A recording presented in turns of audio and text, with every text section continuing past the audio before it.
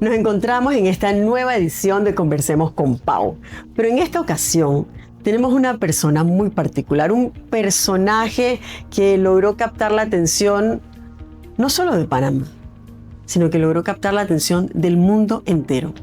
Se trata nada más y nada menos que del doctor Jaime Alemán. Gracias. Bienvenido a Conversemos con Pau.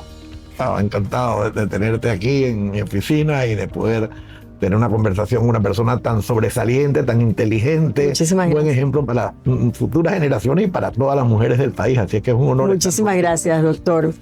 Yo siento que ahorita todo el mundo ve, Jaime Alemán se acuerda de algunas situaciones que llamaron la atención en un momento dado. Un hombre que ha dedicado su vida al trabajo, sin duda, que es un maravilloso ser humano, padre de familia, esposo, abogado.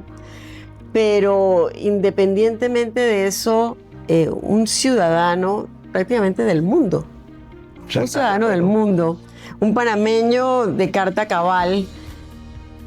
Pero me gustaría saber un poquito más de ese Jaime Alemán de antes. ¿Cómo era su infancia?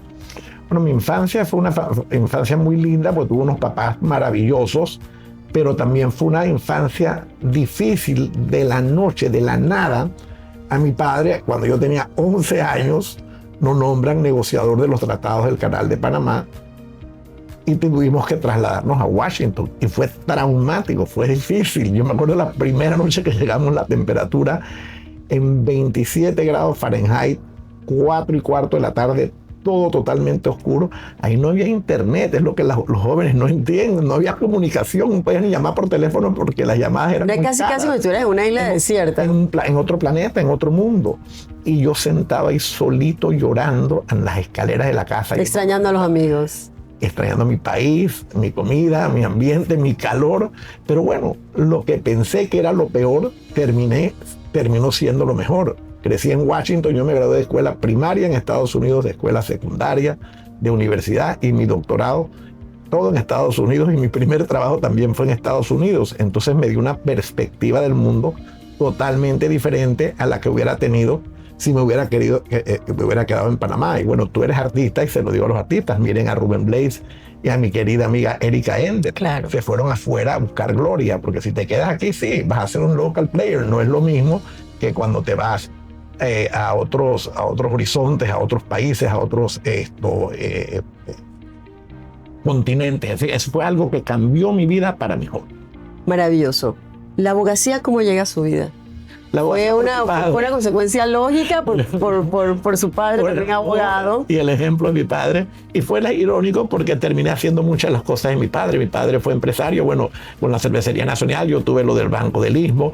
Mi papá fue político, yo también he sido político. Ocupado. Mi papá siempre nos dijo, paguen sus impuestos, no le roben a nadie, estudien duro y enfóquense en servirle a su país. Creo que deberíamos imprimirlas así como si fueran las tablas de la ley, ¿no? Así es. Como esa tabla de la ley de Moisés, pero para enseñárselas a todo el mundo. Son sencillas. Claro. Son sencillas. Y edúquense en las mejores universidades. Así que estaba un poco un sándwich entre mi hermano mayor, Roberto, un abogado muy exitoso que fue embajador en la Unión Europea, siguiendo el ejemplo de mi padre, y mi hermana Carmen, sobresaliente amiga tuya, una mujer extraordinaria, brillante, graduada de Smith College, Phi Beta Kappa, fue una de las pioneras en el mundo del arte en Panamá, y yo creo que yo tenía que pelear para sobresalir, y fue algo que después me di cuenta que al final me terminó ayudando, porque fui competitivo. Yo salí de la barriga de mi mamá y ya era competitivo, y eso me ha ayudado mucho.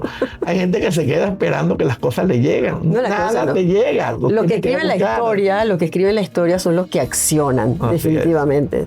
Sentándonos a esperar, no hacemos nada, nadie nos va a venir a buscar, eso es una realidad. Entonces, hay muchas cosas, muchas situaciones que entran aquí en juego, ¿no? Y sobre todo, muchos valores, persistencia, disciplina, que es básica, ¿no? Y sobre todo las ganas de hacer las cosas. Las ganas. Por mí es y con un profundo amor también, ¿no? También. Y el ejemplo de una familia unida, que lo viví en mi casa. Pero fíjate, nosotros somos 7 hijos, tuvo mi padre, y de los Carmen, que tuvo su carrera de artista, y de los 6 hombres, 5 somos abogados. Hay uno solamente que no es abogado. Entonces, pero cada uno, yo, por ejemplo, cuando terminé mis estudios de abogado, tenía apenas 24 años, me gradué de Duke University en Estados Unidos y me vine entonces con la decisión, ¿regreso a Panamá o no regreso? Tengo 24 años, me sentía muy joven para venir a Panamá.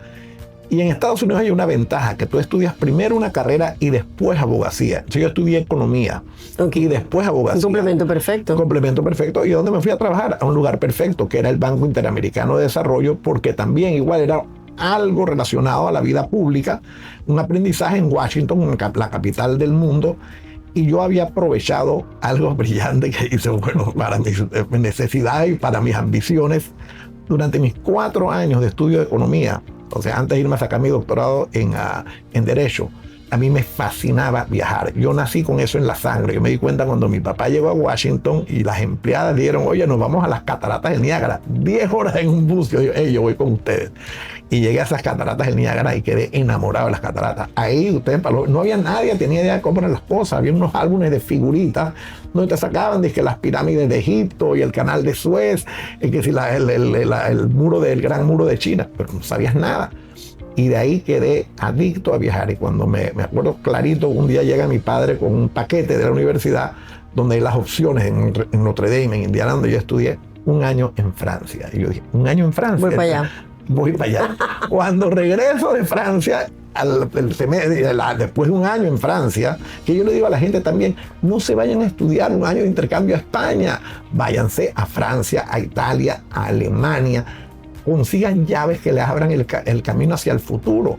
El español ya lo conoces, aprende algo nuevo. Entonces, ese francés a mí me terminó ayudando muchísimo en la vida, pero vi después que regresé de Francia un barco que le daba la vuelta al mundo, que iba de Miami a Marruecos y alrededor de toda la costa de África. Después subía, terminaba en Sudáfrica, lugares espectaculares, Kenia, Tanzania, Sri Lanka, la India, y después por todo Asia, de vuelta a California. Y me metí 4 meses en ese barco, conociendo gente, conociendo culturas diferentes, viendo lugares espectaculares, viendo todos los lugares de los cuales uno escucha hablar desde que nací. Entonces, cuando tenía 21 años ya había conocido todos los continentes menos la Antártica. Tenía los ojos abiertos hacia el mundo. Y eso fue algo que me impactó, que me transformó. Ahora, jamás en mi vida me imaginé que iba a ser el primer humano en la historia de conocer todos los países del mundo, el Polo Norte, el Polo Sur y el espacio. ¿Y cómo se dio? Llega mi esposa embajadora a Francia en el año 2015. Yo me fui a acompañarla, igual que ella me acompañó cuando yo fui embajador en Washington. Tengo una mujer brillante, amorosa, 45 años de matrimonio. Qué belleza. No sé cómo me ha aguantado tanto tiempo, una héroe. Y ella la primera noche en París. Yo nunca conté los países. Yo lo hacía simplemente por sed, por deseo de conocer. Pero es un niño interior muy bien alimentado. Sí. Porque muchas personas acallan a su niño interior. Porque por lo que siento y por la emoción con la que nos estás narrando todo esto, es como la emoción de ver las cosas por vez primera, ¿no? Sí, claro. Que lamentablemente muchas personas con el pasar del tiempo lo van perdiendo. Sí. Porque se van involucrando en sus propias carcelcitas internas que ellos mismos crean, le ponen una llave y se meten adentro y no están abiertos a conocer, a descubrir, se van muriendo un poco. Entonces tú tienes un niño interno muy bien alimentado, sin duda.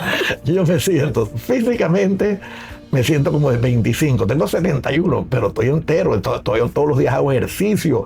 Y en madurez tengo 15 años todavía. Tengo deseo de explorar, de conocer, de conquistar, de explorar. El brillo de tus ojos lo dice, sin duda. Entonces, soy un bendecido, pero también soy muy espiritual. En mi casa siempre hubo mucha fe.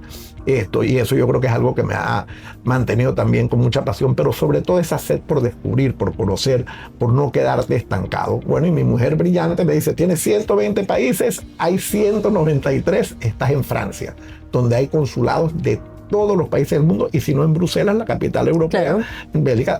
Aprovecha que estamos aquí, anda a recorrer el mundo. Me fui a Afganistán, hacia las guerras, me bajo en Afganistán en plena guerra, y el soldado de la OTAN me dice, pero señor, ¿usted qué hace aquí? Turista, usted está absolutamente loco, móntese en el avión, váyate de vuelta. Me fui a Somalia, me fui a Yemen, 1 semana en Corea del Norte, Recorrí el África entero, solamente conocía 16 de los 54 países del África. Me fui a Burundi, me fui a Chad, a Níger, a Burkina Faso, con explosiones por todos lados. Dios santo. Entonces, a mí yo siempre digo que tengo suerte porque las cosas no me dan mucho miedo. Yo estoy siempre dispuesto como que a empujar, a explorar. Pero por haber estado en Afganistán en medio de una conflagración como la que se dio ahí, la verdad el resto termina siendo casi como pecata minuta. El resto es casi como una caminata en el parque. El más difícil, fíjate, fue el Libia, que era, ya me quedaban al final, justo antes. La Libia de Gaddafi. La Libia, no era la Libia de ahora de guerra civil, pero Dios que bombardeaban. Aquí hay un embajador, Yamal, el embajador de Libia en Panamá, cuando le fui. Él me tiene como inquieta aquí, ¿no? El tipo me dice, tú vas para Libia. Mira, Jaime, yo no he emitido una sola visa para Libia en 7 años. Ni yo mismo me atrevo a ir a Libia porque el general Haftar, en una guerra civil, bombardea los aeropuertos civiles. Y el aeropuerto de Trípoli, donde tú vas a aterrizar, lo bombardea todos los días. Bueno, yo dije, no, yo voy de todas maneras. Me fui a Estambul, 3 días en el aeropuerto esperando, en el hotel del aeropuerto esperando que viniera el vuelo de Trípoli a recogerme. No pudo por los bombardeos. Bueno, claro. Regresé a Panamá y mira, yo sí creo en Dios. A principios de enero, ya nomás me faltaban 5 países del 2020. Ya se oía a la distancia lo de la pandemia en Asia. Me quedan 4 países del Pacífico Sur y me faltaba Libia y no había podido ir en julio porque me tuve que regresar para Panamá. 6 de enero me habla de arriba el Todopoderoso. Vete para Libia. Y me pongo a ver en el internet, la guerra estaba peor que nunca. Voy donde el embajador y dice, me voy de todas maneras, pero esta vez a través de Túnez, porque para Túnez claro. Es más cerca. Yo había ido a Estambul la primera vez porque no necesitaba visa para entrar a Estambul. A Túnez sí, pero el tipo, mi contacto en Libia, me dijo, yo te consigo la visa de Túnez para que entres por Túnez. Son 45 minutos. Bueno, y me fui para Libia.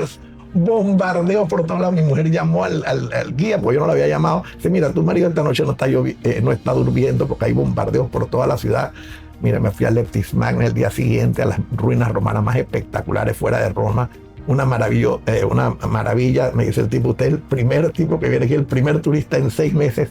Pero bueno, esa ha sido mi vida, en gran medida. No es que iba y ponía el pie y me iba en Corea del Sur, en Corea del Norte me quedé 6 días. Una maravilla Corea del Norte, me encantó. Y no hay peligro, si está todo protegido, todo está controlado, pero la gente tiene esta idea casi consigo un poquito del no voy porque... Pero fascinante, interesantísima. Y le pregunto, ¿y ustedes para qué siguen con sus bombas nucleares? Si mira el costo económico que pagan. Me dice, claro. ¿sabe qué? Durante la Segunda Guerra Mundial, aquí vinieron los japoneses y violaron a todas nuestras mujeres. A nosotros no nos importa el precio económico, nosotros vamos a seguir, porque aquí no entra más nunca un extranjero en contra de nuestra voluntad. Entonces es interesante lo que tú aprendes viendo las perspectivas diferentes cuando tú visitas físicamente los países y conversas con la gente. Entonces, eso ha sido para mí, es como haber estado en la universidad toda la vida, claro. Aprendiendo. Un aprendizaje constante, sin duda. Constante. Yo empecé a los 10, me fui a Francia a los 19 años y terminé, nunca paré de viajar, terminé 53 años más tarde, a los 71 años habiendo conquistado el mundo y encima el espacio. O sea, ¿cómo te sientes? Te sientes bendecido, te sientes agradecido y te sientes orgulloso, obviamente, y te sientes feliz, te sientes satisfecho de una misión cumplida porque esa era mi pasión. 193 países, 2 polos, pero encima visitar el espacio, tener la oportunidad desde una cápsula, sencillamente mirar hacia abajo. Yo vivo ahí abajo. Yo vivo abajo y ver hacia arriba y ver a Dios. Y ver lo más grande. Yo siento que una experiencia como esa, primero nos hace darnos cuenta de lo pequeños e insignificantes que somos. Somos hormigas, no contamos para nada. No contamos para nada. Eso es así, te sientes. Y eso es lo más. Y aparte empiezas a darte cuenta del gran poder, de la magnificencia y de la misericordia infinita de Dios. Absolutamente. Y bueno, y para mí, o para algunos que me han escuchado, fue un viaje totalmente espiritual. Yo llego al Polo Norte, ya después de haber ido al Polo Sur y a todos los otros países, llego al Polo Norte en agosto del año pasado. Hace exactamente un año. Exactamente hoy un año. Y mi hija lleva 133 países de los 193. Te está pisando los talones. Entonces ella iba conmigo y cuando llegamos allá me dice, oye papi, ¿cuánta gente habrá ido a todos los países del mundo y a los 2 polos? Sacó su computadora, me dice, tú eres el 13º en lograr eso. Y digo, wow, Sofía, interesante. Y se me prendieron enseguida la mente. Fíjate si alguno de esos 12 ha ido al espacio. Ninguno, papi. Wow. Voy a ser el primero, se llama el Grand Slam de los viajes, el primer hombre que logrará ir al espacio, a los 2 polos y a 193 países. Llamé a Blue Origin, dije, tengo interés en ir. Yo estaba ya, Hay una lista de espera, me imagino. Hay una lista de espera. Yo creo que ellos me brincaron un poco por el hecho de que era ex embajador de Panamá en Huaca. Claro. Ellos le llaman siempre a los gringos eso la atención. Además que era panameño, iba a ser el primer panameño, pero más importante, iba a ser el primer humano en lograr este hito. Entonces, para ellos era propaganda también. Entonces, tuve la dicha, en febrero me llamaron y me dijeron, ya tenemos el cupo, te vas entonces en el mes de mayo. Al principio me dio pánico porque yo soy un poco susceptible a la claustrofobia y también tenía que caminar por una plataforma como un 7º piso de altura con un hueco no, que hasta abajo. Créemelo.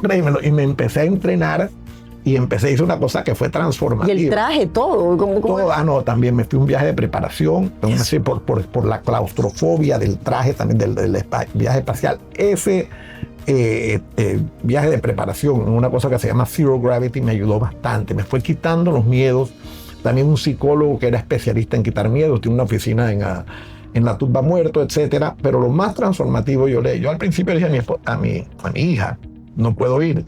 Iba casi a regresar el dinero diciendo, y mi hija, no, yo te voy a conseguir una profesora de yoga, además, para que te ayude.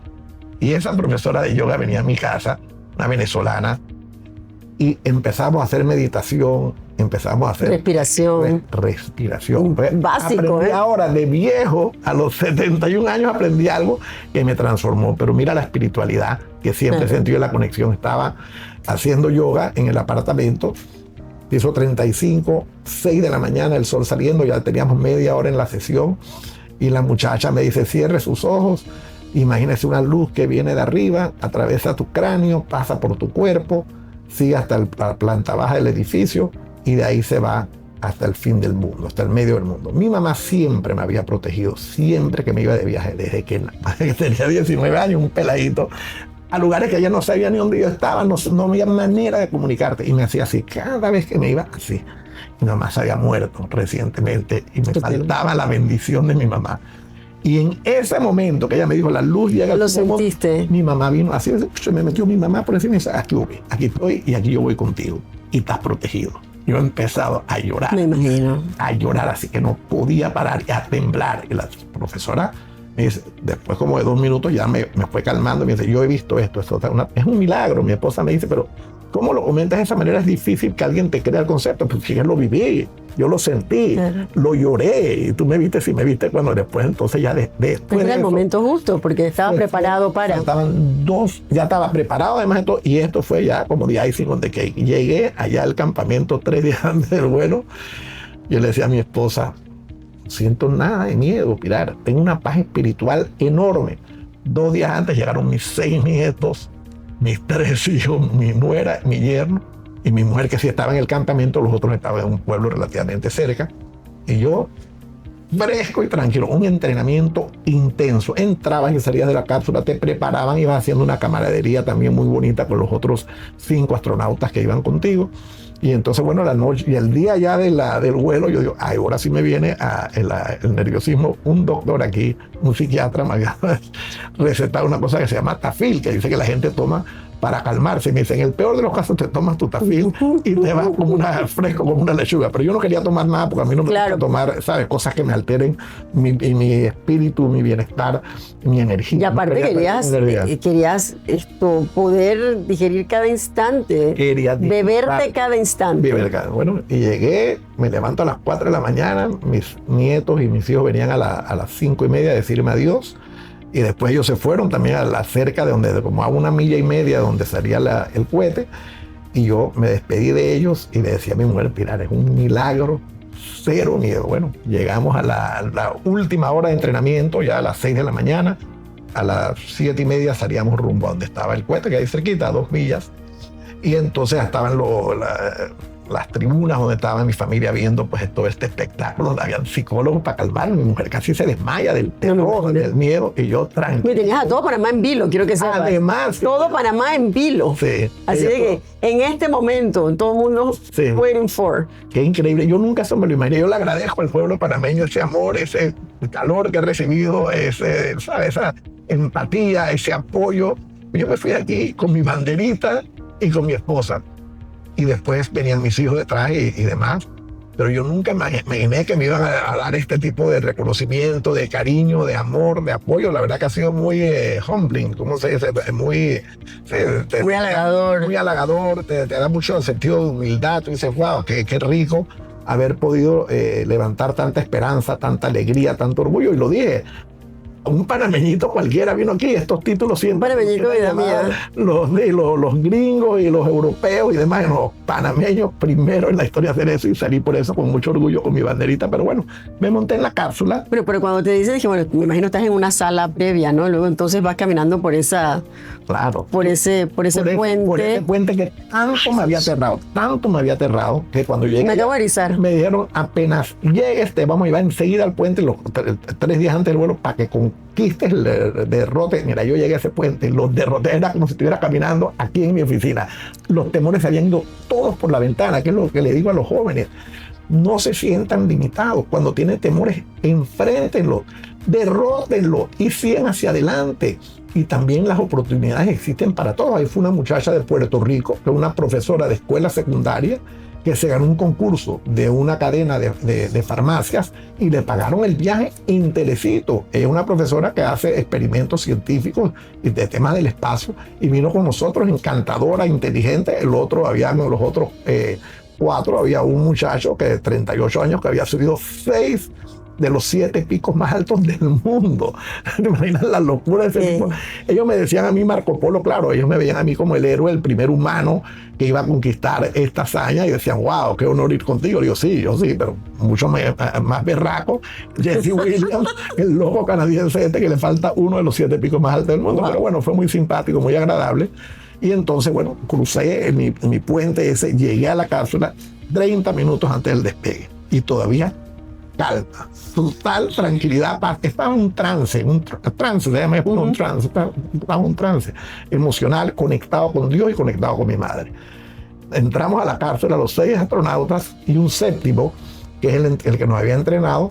Y entonces, cuando faltan 25 minutos antes del despegue, el tipo se sale. Y ahí yo pensé, bueno, viene la claustrofobia, estás en esta cápsula cerrado, no te puedes salir. Y te habían dado... En el momento que haces clac, clic, se cerró. Me dio un closet y vas para arriba a 4.000 millas por hora, a subida, 4.000 para abajo. Sientes como que la cara se te va para atrás. Pero nada, tranquilo, y nadie habla. Todo el mundo dice, todo el mundo en silencio. Un tipo que tiene una casa en Panamá, un me decía, Jaime, tu récord, viene tu récord. Él también había una banderita panameña. Y yo sentado ahí, y yo practicando mi yoga, fíjate, respirando algo que me transformó. Todavía ahora cuando venía para la oficina, venía respirando profundo, me cambió. Yo sé que tengo tanta energía, que estoy tan acelerado, venía relax. Entonces, ahí empecé también a conectar mucho con mi madre. En el camino, por ejemplo, del Paso hasta la estación espacial, yo lloré 2 horas y 15 con lágrimas de alegría, wow, de emoción, así, calladito atrás. Chofer manejando, mi mujer se quedó esperando a mis hijos, con una paz y una felicidad que había reconectado en esta búsqueda de las estrellas y del planeta. Había reconectado con mi madre. O sea, eso fue lo más bonito de todo. Por eso también le digo a los jóvenes, busquen, exploren, conozcan gente, cultiven relaciones, aprendan, lean. Hoy en día tienen internet, se pueden educar. Y un consejo que les digo, aprendan inglés y aprendan tecnología, porque esas son las 2 llaves más importantes para salir adelante. Si no hablas inglés, estás ultra limitado. Tu futuro y tus oportunidades de ganar dinero van a ser mucho más limitadas. En todo caso, bueno, tú tenías hasta los 2 minutos y medio antes del despegue para decir, no voy, paniqué y me bajo. Nadie dijo nada. Y salió ese animal, las llamas así entrando al lado de las ventanas enormes, esto cuando iba el puente para arriba. Y entonces empezamos a subir. Y yo así, claro, pegado por la fuerza, la velocidad, esa cuestión. Dicen mis hijos, mi mujer que estaba viendo de afuera, dice, verlo de afuera es aterrador. Es una cosa impresionante cuando tú ves ese tamaño de ese rocket saliendo de la cápsula trepada arriba. Como a los 2 minutos y 20 viene la parte más peligrosa, que es cuando se despega. Para eso sí no estaba preparado, un jamaqueo, y yo sabía que era la parte, pero igual. Pero parecía peor que las calles de Panamá. Definitivamente. Y entonces ya de ahí viene el main engine cutoff, tú sigues ya con el impulso hasta el espacio, para que entiendan, es 100 kilómetros por encima del nivel del mar, 55 millas. Eso es una cuestión que hacen los científicos, es lo que definen, y ahí es lo que definen un astronauta, el que pasa ese límite. A mí me parece un poco pretencioso decir que yo soy un astronauta, porque hay astronautas que han mucho más entrenados que yo y que han ido a hacer un vuelo alrededor del planeta, claro, o incluso 12 privilegiados que han llegado hasta la Luna. Pero eso es tan caro y tan difícil que lo que hacen nosotros, yo fui la persona número 70 en hacer este viaje suborbital, y una experiencia extraordinaria, maravillosa, enriquecedora espiritualmente, intelectualmente, en todos los niveles. Entonces, bueno, llegas al nivel donde ya llegas, cruzas los 100 kilómetros y subes como hasta los 110 kilómetros, ahí flotas si quieres. Yo no floté porque ya yo había flotado en el vuelo de preparación, y algunos astronautas me han dicho, no cometas el error de flotar, porque si estás flotando, no voy a estar viendo la cara a tu vecino sobre el techo de la cápsula, pero te estás perdiendo. Claro. Las curvaturas, sí. Claro. El azul también, pero el negro, la oscuridad, lo que te hace sentir como una hormiga, lo que tú decías, claro, te sientes insignificante, pero a veces te sientes grande, te sientes conectado con los dioses, con el infinito, con algo que se sigue expandiendo. Aquí mientras estamos conversando, el espacio, el universo se sigue expandiendo. Sin duda. Nunca lo vamos a descubrir totalmente. Sin duda, y el centro de la Tierra sigue estando en ebullición constante. Constante, o sea, somos nada, somos cero, somos insignificantes, pero bueno, de todas maneras, para uno, dice, sí, qué rico poder estar en esto, qué rico tener esta experiencia, y algo que te queda de por vida. Entonces, al final, cuando terminaron los 4 minutos ahí arriba del espacio, y a mi hija me lo había dicho, papá. Pero como eterno, siento yo, ¿no? Un eterno y espiritual. Y de ahí vienes para abajo, en un free fall, o sea, ahí no hay nada que te aguante. Entonces, allá arriba, a 105 kilómetros, vienes de vuelta para la Tierra, así, sin nada que te frene, nada que te pare, volado, y tú sentado ahí. Yo estaba en mi trance, yo estaba feliz, conectado con los dioses, conectado con mi madre, conectado conmigo mismo. Decía, qué increíble.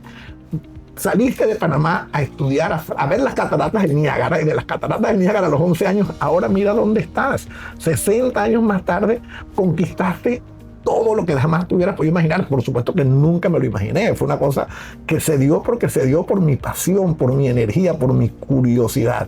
Y vienes para abajo totalmente en paz, ni sentía la velocidad. Entonces chocas contra la atmósfera. ¡Pam! ¿Cómo es ese? ¿Cómo es ese impacto debe ser? Sí, te sientes... Y aparte tiene que ser a la velocidad correcta, sí, porque si no puede haber una catástrofe. Sí, aquí puede ser catástrofe. Yo era el 12º viaje. Esto es una cosa totalmente experimental. Ahora, yo sí le había dicho a mi esposa, a mí no me importa morir. Que eso también hizo una diferencia. Por lograr este hecho, ser el primero de 100.000 millones de humanos en la historia. 100.000 millones de personas. Y yo iba a ser el primero en lograr, olvídate, yo, adiós si me moría, I couldn't care less. Bueno, le decía, quiero que me muera después que llegue al espacio, porque si me hubiera muerto en el que no hubiera valido la pena. Pero bueno, gracias a Dios todo salió bien, y los chances no eran altos, pero siempre hay una posibilidad remota, claro, de que te fueras. Entonces, después que ya pegas contra la atmósfera, no al minuto, se abren, eso te baja la velocidad bastante, y después hay 3 paracaídas. Tú sabes, si se abren los 3 paracaídas, si se abren 2, vas a sobrevivir. Y sientes como si fueran unos cañonazos, así. ¡Pau! ¡Pau! ¡Pau! 1, 2, 3 en 3 segundos. Y las ventanas son tan enormes que tú ves para arriba y esos paracaídas, los 3 multicolores. Y yo dije, wow. Llegamos de vuelta, todo el mundo empezó ya a gritar entre nosotros, pues a celebrar. Claro. Y ya sabíamos que en 2 minutos aterrizábamos, y entonces salí de la cápsula. Después de 20 minutos pudimos salir, y ahí, si no la han visto, les recomiendo a la gente que vean la entrevista, y no sé si tú la viste, la entrevista que me hicieron, que es una belleza, porque bueno, le hablo a los jóvenes como siempre de lo importante de tener metas, de soñar, porque la vida te lleva más allá de tus sueños, como me pasó a mí, que le ha pasado a muchos. Si te tiras, no vas a lograr. Pero lo más bonito fue cuando hablé de mi mamá. Y ella con la voz quebrada, qué locura, que fui al espacio y antes de ir me reencontré con mi mamá, algo que jamás me hubiera esperado, un milagro. O sea, yo no sé cómo descubrir un milagro, pero esto para mí individualmente fue algo transformador, fue algo espiritual y encima el amor de ustedes, del pueblo panameño, del cariño. Y yo lo que espero es, y por eso me encanta dar estas entrevistas y te agradezco mucho que me hayas llamado, poder enseñarles y poder decirles hay esperanza, no se sientan derrotados. Todos sufrimos. Yo también pasé por una crisis emocional durísima cuando estaba sacando mi doctorado, depresiones, ansiedades, tuve que buscar ayuda de Dios, ayuda de psicólogos. Todos lo sufrimos, todos tenemos obstáculos. Entonces, si no los trabajas, es como tener muletas, tienes que buscar apoyos y empezar a ver cómo sales adelante. Y acompañarte a las personas correctas también. Además, muy importante. Porque yo creo que el camino, yo creo que lo más importante de la vida, primero, es aprender a leer a las personas, que eso fue un legado, una herencia de mi abuelita. Tienes que aprender a leer a las personas, porque así no te vas a llevar tantos chascos en la vida. Y segundo, hay que actuar siempre como se debe actuar, estar del bando correcto. Y eso es muy importante, y regir tu vida con principios y valores. Y por otro lado, hay que sentir que uno está en el camino, porque en el momento en que sientes que ya llegaste, ahí entonces se empieza a tergiversar todo, se empieza a desmoronar todo. Es mejor y es mucho más bonito sentir que estás en el camino, en un aprendizaje constante, que es lo que nos estás diciendo tú en este momento. Claro, sí. O sea, desde que se forma, tienes esa disyuntiva en tu vida. Yo vivo aquí en Panamá, pero de repente cogemos para acá, nos vamos a vivir a Washington. Claro. Entonces, tú decidiste tomarlo. Al principio te costó, pero luego fue la mejor decisión. ¡Qué bien!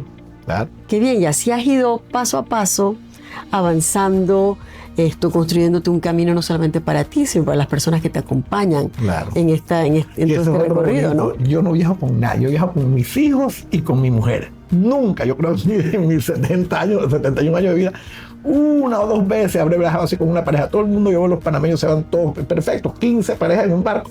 My best regards, eso no es para mí. Yo viajo o solo, o con mis hijos, o con mi mujer prácticamente todo el tiempo. Bueno, Sofi lleva 133 países, quiere terminar los 193 antes de los 50 años. Jaime Eduardo y Juan Manuel, mis hijos, llevan alrededor de 70 países, también les encanta viajar. Entonces siempre estamos viendo cuál es el próximo destino. Ahora, el que me queda, pero que es berraco de verdad, y mi mujer me dijo, dame un año por lo menos, porque yo no puedo vivir de tensión en tensión, e ir al lugar más profundo del planeta.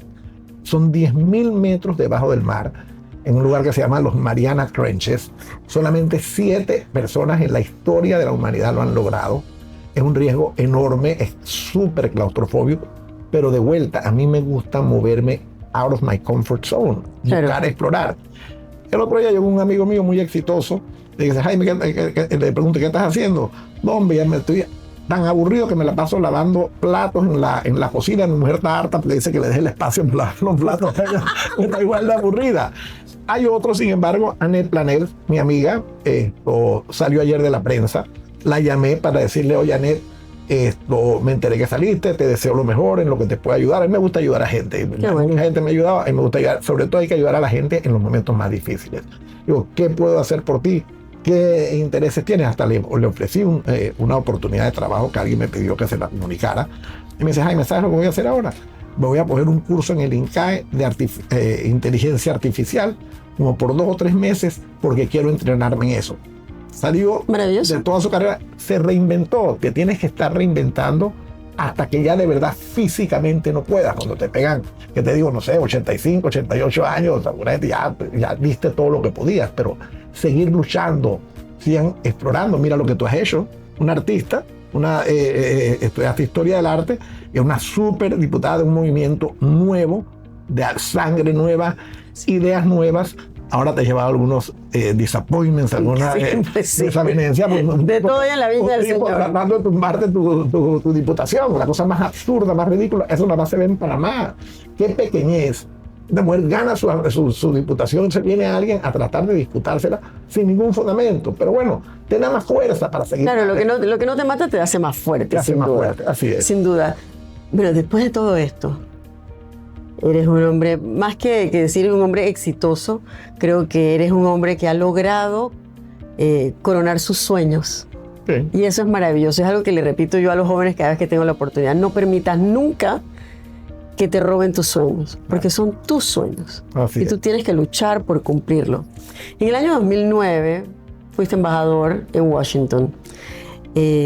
¿Cómo sopesas lo que está sucediendo ahorita en nuestras relaciones con Washington en 2009 comparado a lo que vivimos hoy día? Y mira, las relaciones, yo diría que parto de la premisa que las relaciones entre Estados Unidos y Panamá siempre han sido buenas. Nosotros hemos tenido una buena relación. Uno de los éxitos diplomáticos más grandes de la historia de la época moderna ha sido esos tratados del Canal de Panamá, el Tratado de Torrijos-Carter, y ha sido una relación que ha evolucionado muy positivamente. El mundo entero ahora con el nuevo presidente norteamericano que quiere romper las reglas, los parámetros anteriores, ha habido ciertas tensiones, pero si te pones a ver la situación comparado con lo que estaba hace unos meses, está mucho mejor. Estados Unidos nombró un embajador nuevo en Panamá fuera de serie. El embajador Cabrera, muy bueno. Kevin, un tipazo cubano, bicultural, Muy joven. joven, energético, visionario, ha sido muy respetuoso de la soberanía panameña. Tenemos un buen embajador en Washington, a mi hermano José Miguel. Nosotros conocemos Washington muy bien de toda la vida. Tenemos un buen canciller y el presidente Mulino, sinceramente, se ha lucido. Yo sé que el 16% de las personas apoyan al presidente Mulino. ¿Qué más quieren? Es un superpresidente, tipo íntegro, inteligente, con experiencia. Bueno, que tiene un carácter fuerte. Sí, nadie es perfecto. Para mí es un activo que él tiene con ese carácter fuerte. Es un plus, necesitamos.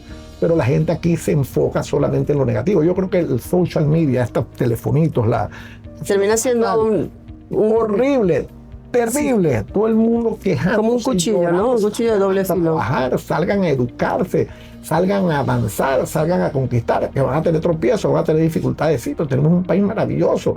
Ojalá se reactive lo de la mina.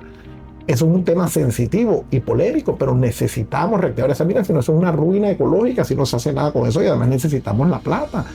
Estuve justo antes de irme para el espacio, para matar tiempo mientras me llegaba mi confirmación, pues siempre quiero explorar y conocer.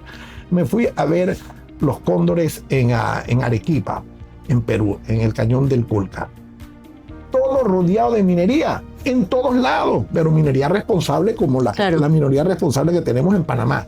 De allí, no satisfecho con irme a ver a los cóndores, me fui a ver los jaguares en el Pantanal, que son en el Brasil, los humedales más grandes del mundo. O sea, por ejemplo, a mí no me meten en cuenta porque yo he estado, yo he ido, lo he visto, lo he vivido, lo he conversado, lo he analizado. Eres como nuestro Indiana Jones panameño.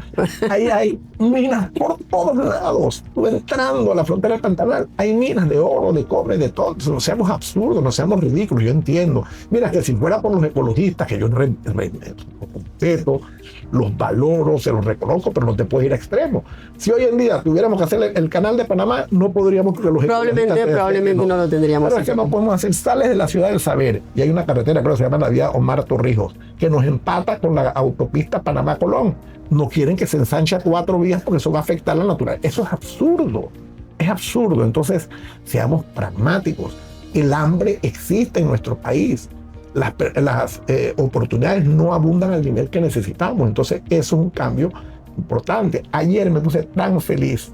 Salí de mi terapia, no, que me acabo de operar una rodilla, ya estoy como si nada, al medio, hasta mañana ya está listo. Como todo. La lluvia que cayó, y yo le decía a los conserjes de mi edificio cuando llegué, mira, esa lluvia nos representó $100 millones de ingresos. Qué maravilla que llovió tanto. El canal, tenemos que hacer Río Indio.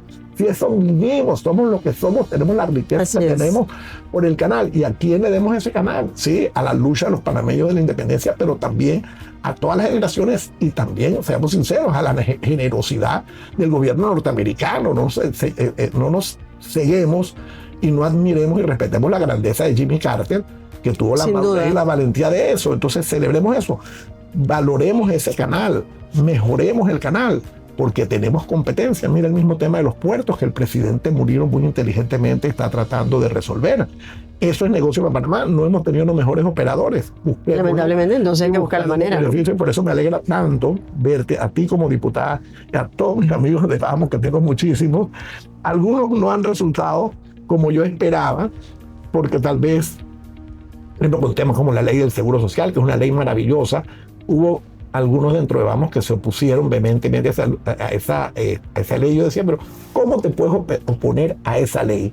Si tú como trabajador no tienes que aportar un solo centavo adicional, la edad de jubilación sigue igualita, el empleador es el que paga la diferencia para que tú recibas tu pensión. Y encima se oponen. Lo que pasa es que también se dieron muchas mentiras en el ambiente. Yo siento que la comunicación tal vez no fue la mejor en un momento dado para dar a conocer las bondades de esta ley, lamentablemente, pero todavía se siguen escuchando en la calle temas como que a las viudas o viudos no les van a pagar la pensión que les tocaría por su pareja que falleció. Y eso es totalmente falso, porque antes se le daban solamente por 5 años o hasta que finalizaran los aportes que había logrado ahorrar la persona que había fallecido. Hoy día, con esta nueva ley, va a ser para siempre, hasta que la persona ya tenga su último hálito de vida. O sea, es para siempre, hasta que muera. Entonces, es positiva. Dime una cosa, ¿cómo es posible que en Panamá todavía, a pesar de esta ley, las mujeres se jubilan a los 57 años? Porque las mujeres viven 7 años más que los hombres y los hombres se jubilan a los 62. Es absurdo. En los países civilizados se jubilan a los 65, a los 67, hasta más ya. A los 70 años. Y además hay que equiparar al hombre con la mujer. Tal cual. Hace 5 años de diferencia es absurdo, es irracional. Entonces, la gente, ¿de qué vas a comer?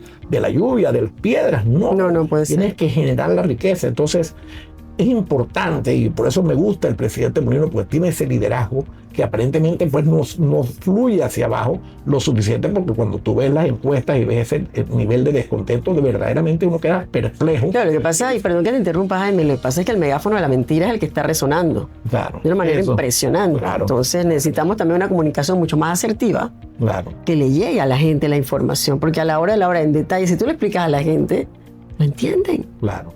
Si no tenemos el conocimiento, nos quedamos en el aire. Es por gusto. Así que bueno, esa es la realidad. Tenemos un gran país, tenemos una gran plataforma. El mejor. Tenemos un potencial enorme. Yo creo que los próximos 4 años van a ser maravillosos para Panamá. Vienen cosas buenas. Vienen cosas buenas. Pero tú hiciste una autobiografía. La honestidad no tiene precio. Sí.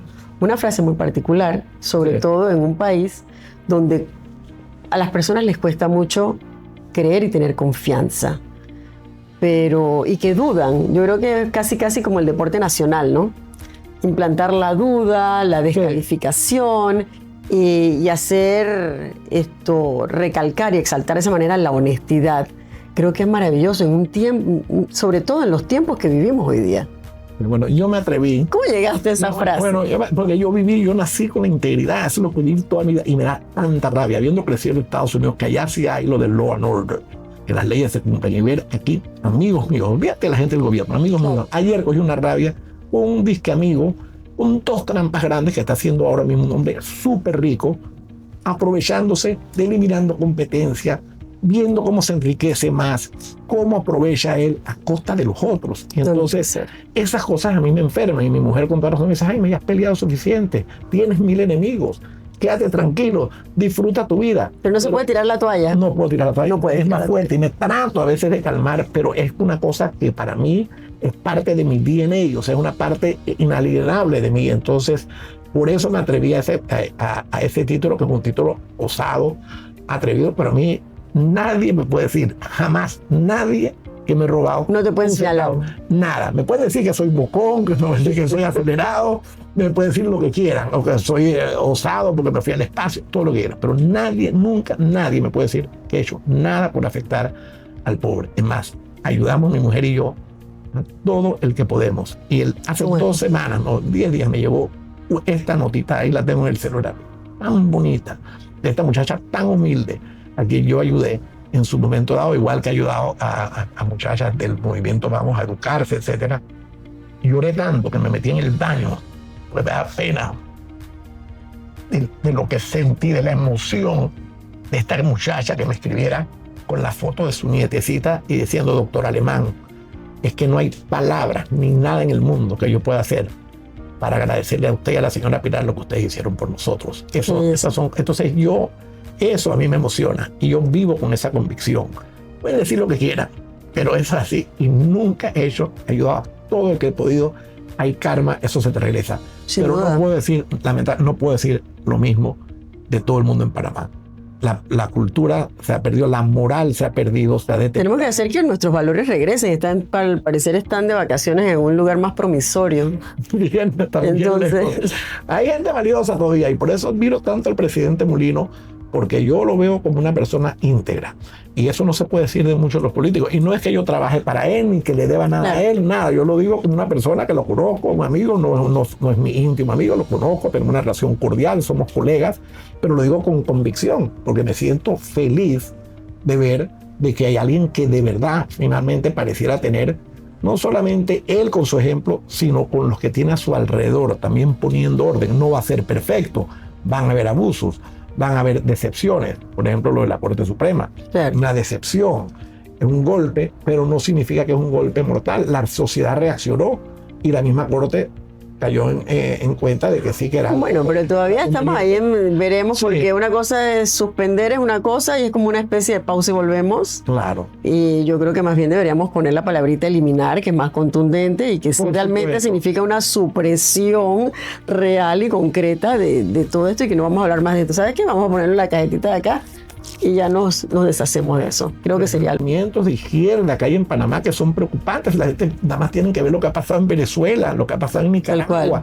lo que ha pasado en Cuba. Mira, yo a los 19 años de edad, que vivía en Francia, conocí toda Europa occidental, de peladito, pero me tocó también, tuve la bendición de ir a los 19 años de edad a Rusia, la Unión Soviética, y a Polonia y a Alemania Oriental. Y tú ves el ambiente grisoide, la tristeza, la pobreza de esos lugares. Y a los 21 años tuve la dicha de ir a China comunista, uno de los primeros panameños en la historia que entró a China comunista cuando estaba en el barco dándole la vuelta al mundo.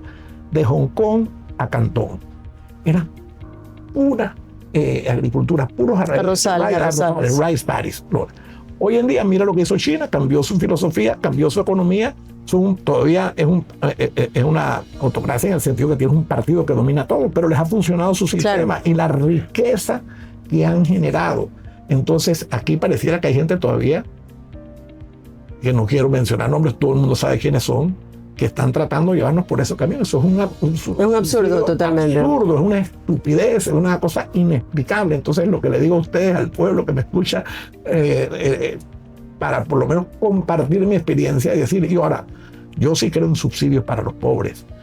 Mi preocupación principal en Panamá... Lo que pasa es que los subsidios hay que ponerle fecha de cumpleaños. Por supuesto, pero por lo menos que tengan lo básico, alimentos, buena educación, que eso, hay un proyecto, tengo entendido, para darle vouchers a los padres para que manden a sus hijos a las escuelas privadas. Todos ustedes. Olvídense de estos profesores mediocres que abundan por todos lados. Ustedes van a poder escoger a la escuela a la que quieren mandar a sus hijos. Van a tener el derecho, así como van a un supermercado a comprar la comida que quieran, van a tener derecho para mandar a sus hijos con plata del Estado a la escuela donde estén los mejores profesores. Eso es un cambio enorme. Es algo que le tenemos que... Mucha gente habla de Singapur y hace la comparación. Las comparaciones no son buenas, pero es inevitable no hacerlas. En los años 70... Singapur era muy similar y era más pobre que Panamá. Correcto. Pero ellos lograron en un momento dado, más bien una persona se hizo cargo y dijo, hasta aquí llegamos. Claro. Y aquí le vamos a apostar a la educación, una educación renovada, una educación bien llevada. ¿Qué es lo que necesitamos ahorita? Necesitamos cambiar, modernizar el pensum académico.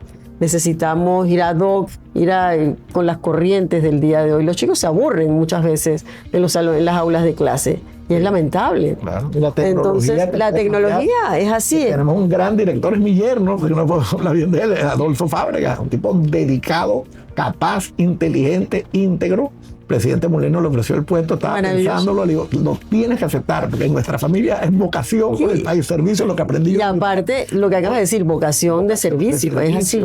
Y cuando a la patria no se le ponen condiciones. Nunca se le ponen condiciones. Y se le dice no. Y eso, ese trabajo que está haciendo este gobierno en eso, incluyendo a Adolfo, y lo que viene, creo que de la bancada de Vamos, sé que el diputado Bloise tiene gran convicción en lo que en transformar la educación. Aquí no podemos dejar que 5 sinvergüenzas comunistas, profesores, vengan a tratar de secuestrar ese proceso y hacerlo ver como algo malo. Entonces ahí es donde hay que pararse firme, ahí es donde decir, esa no es nuestra ruta. El que quiere esa ruta, que se quede mandando a sus hijos a las escuelas públicas, pues perfecto, que tenga ese destino para sus hijos, pero van a haber oportunidades y tienen ustedes que aprovecharlas, porque también las puertas se te abren un poquitito y te tienes que meter por el Así es. Estamos en el andén, tenemos que estar listos para subirnos al tren. Abiertas Así y no es. las aprovechan. Entonces eso es por lo que puede decir, que es lujo tener a una mujer tan inteligente y con tu background en esa asamblea comparado con la gente que había anteriormente, tu experiencia, tu visión, tu educación totalmente diferente, que es lo que hacen también en Estados Unidos. Te educas en las artes, porque las artes te dan apertura para todo. Para todo. Una educación bien redondeada. Entonces, ojalá sigan ustedes dando el ejemplo y con los otros buenos diputados que hay que también. Primero Dios, así será. Y que sigan fortaleciendo la institucionalidad. Claro que sí. Jaime, yo he disfrutado enormemente esta conversación, pero sí me gustaría que les mandaras un mensaje final a todos nuestros televidentes de este espacio tan especial que regularmente hacemos en el despacho, pero esta es la segunda vez que salimos, la primera vez con Olguita Sinclair y ahora contigo. Muchas gracias. Oye, bueno, mi mensaje, un mensaje de optimismo, como hemos compartido con la querida diputada Tomás. Tenemos muchas cosas buenas, muchos retos, muchos desafíos. Es necesario que se involucren, que participen, que opinen y sobre todo que sean íntegros y que sean optimistas, que sueñen. Los sueños se hacen realidad, que tengan paciencia y que se preparen. Los edificios, si los haces sin las fundaciones, se derrumban. Se desploman. Igualito en la vida. Y le digo a los jóvenes, desde kinder empiecen a prepararse, porque desde allí empieza la competencia, desde el día que entran a la escuela. Cuando entras a kinder, cuando viene la birria de fútbol, escoges a tu mejor amigo. Cuando llegas a 5º grado, ya vas escogiendo al mejorcito. Y ya cuando llegas a la vida real, te buscan en base a tu carta de presentación. ¿Qué estudiaste? ¿Qué notas sacaste? ¿En qué sobresaliste? ¿Cuántos idiomas hablas? ¿Cuáles son tus conocimientos de tecnología? Entonces, eso es lo que es. Una lección muy sencilla. Yo en mi próxima vida voy a ser profesora. Ahora Dios me ha dado la oportunidad a raíz de este viaje al espacio y todas las oportunidades que me han brindado, que te agradezco mucho, de poderle hablar esto a mis queridos conciudadanos. Y ese mensaje es muy sencillo. No se compliquen y echen para adelante. Bueno, muchísimas gracias, Jaime, por el espacio. Te lo agradezco un montón. Pues de esta manera, entonces, sellamos de manera maravillosa Conversemos con Pau. Nos vemos en la próxima.